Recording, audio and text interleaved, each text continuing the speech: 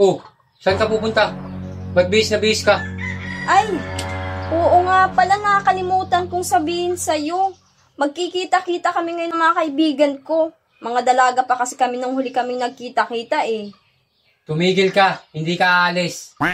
Hindi pwedeng hindi ako pumunta. Magtatampuin mo ngayon sa akin. Hindi ka aalis. Ako nga, hindi mo pinayagan ng reunion namin. Tapos ikaw aalis ka. Ano ka, siniswerte? Payagan mo na ako.